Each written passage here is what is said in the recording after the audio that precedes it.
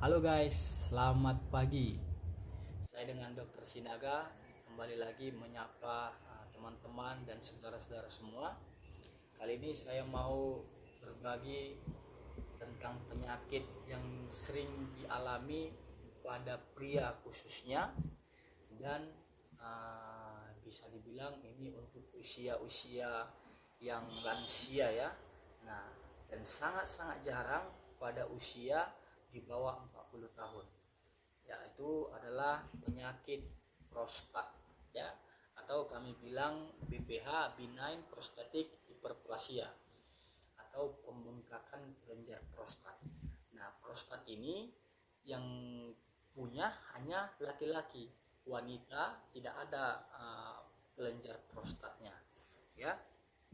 Nah, fungsi prostat sendiri pada pria itu adalah untuk memproduksi air mani ya, air mani atau apa namanya sperma ya, sperma, dan terletak dia pada rongga panggul antara kandung kemih dan juga alat kelamin pria ya. Nah,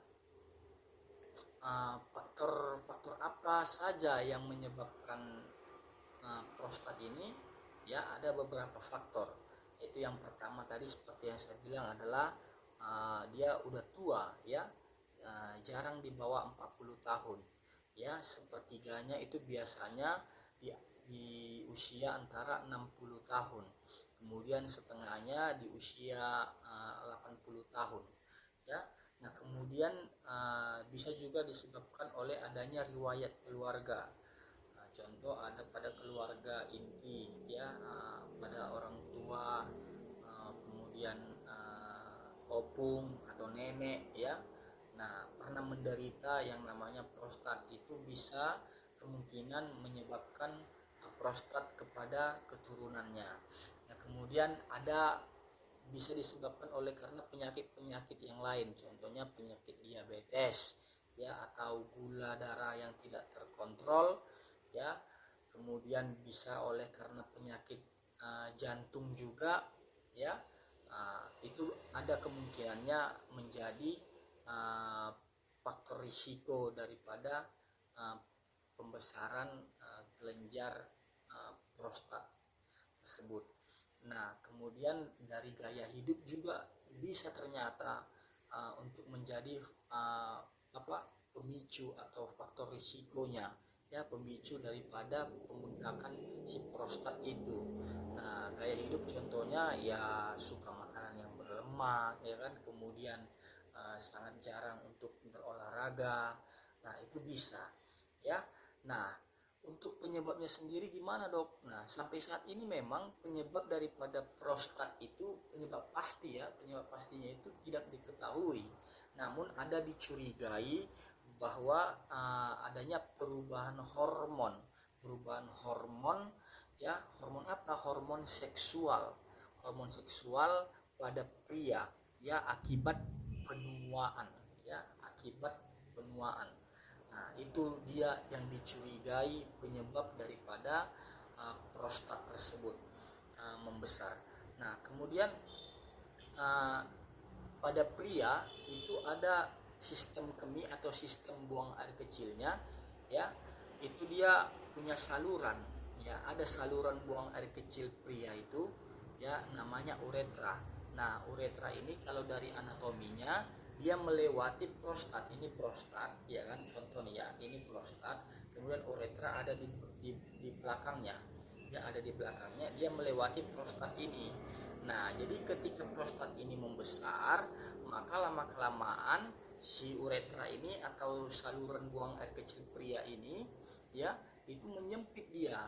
Nah, ketika dia menyempit, maka sulitlah untuk buang air kecil. Nah, ketika dia menyempit ya kan, maka otot-otot daripada kandung kemih itu akan membesar. Nah, akan membesar otot-ototnya ya. Makanya salah satu gejala khas daripada prostat, pembesaran prostat sendiri ya, itu dia uh, tidak bisa atau sulit untuk mengeluarkan yang namanya air kencing ya, atau sulit untuk berkemih. Nah kemudian gejala selanjutnya dia ada rasa ingin selalu berkemih, khususnya pada malam hari. Ya rasanya mau kencing aja tapi tidak bisa, ya tidak bisa keluar dia, ya karena sudah tertekan tadi oleh pembengkakan si prostat tersebut, ya saluran kencingnya itu sudah tertekan dia. Nah kemudian salah satunya juga gejalanya itu kalau mau buang air kecil dia mengejan seperti orang yang mau BAB ya, ngejan dia seperti itu ya. Ada dorongan yang mau dilakukannya karena ya sulit ya kan, ada tahanan dia saat mau buang air kecil, tertahan dia air kecilnya, air kencingnya itu di kandung kemihnya. Nah kemudian ketika dia buang air kecil merasa ya tidak puas gitu, artinya tidak selesai, kayaknya masih ada lagi lah sisa gitu ya. Itulah gejala-gejala yang terjadi pada orang yang mengalami pembengkakan prostat.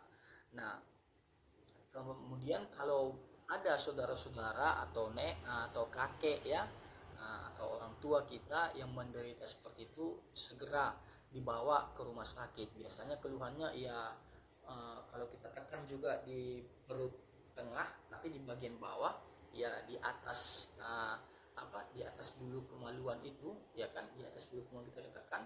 Nah itu terasa sakit, dia memang terasa sakit. Nah tapi yang paling pasnya dia tidak bisa buang air kecil, kemudian pada usia tua ya, pada usia tua. Nah itu bisa kita arahkan kepada pembengkakan prostat ya. Nah biasanya kalau ada pasien seperti ini ya, dokter akan meresepkan obat. Nah ini obatnya ya harus dengan resep dokter ya, harus dengan resep dokter. Biasanya dokter akan meresepkan ada 2 jenis golongan obat yang dipakai pada pembengkakan prostat, yaitu golongan yang pertama namanya alpha blocker ya. Golongan alpha blocker ini fungsi daripada si alpha blocker ini adalah untuk mengendorkan otot leher kandung kemih itu ya, sehingga buang air kecilnya bisa lebih mudah. Nah contoh obatnya ini adalah alfajosin. Nah alfajosin itu tidak bisa kita beli tanpa resep dokter ya, harus dengan menggunakan resep dokter alfajosin. Dan dokter nanti biasanya juga kalau ke prakteknya atau ke bertemu gitu kan, nah bisa biasanya meresepkan itu. Nah kemudian yang kedua ada penghambat 5 alpha reduktase ya, alpha 5 reduktase ya, agak sulit memang namanya. Nah fungsinya ini adalah untuk mengecilkan prostat dengan mencegah perubahan hormon ya yang menyebabkan pertumbuhan prostat ya, mencegah dia perubahan hormon itu sehingga prostatnya tidak membesar. Nah obatnya itu adalah finasteride ya.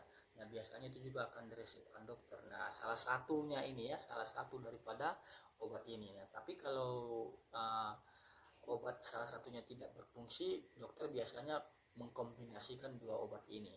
Jadi inilah yang boleh saya bagikan bagi semuanya. Kalau ada ya orang tua kita, bapak khususnya atau kakek kita yang menderita penyakit seperti yang saya sampaikan ini, segera dibawa ke rumah sakit, karena penanganan untuk tindakan selanjutnya itu adalah operasi ya, operasi. Nah jadi bisa aja kita patut curigai juga apa aja rupanya nanti yang bisa menjadi komplikasinya. Bisa jadi kanker, bisa jadi kanker nanti kalau tidak segera ditangani. Nah jadi jalan satu-satunya memang kalau sudah membesar, sudah bengkak dia ya kan, itu harus dioperasi. Oke, nah jadi demikian yang boleh saya berikan. Jika ada pertanyaan bagi teman-teman semua, jika ingin berkonsultasi, boleh di inbox atau di chat dan di komen video ini. Demikian video saya kali ini. Terima kasih. Salam sehat bagi kita semua. Horas Yahubu.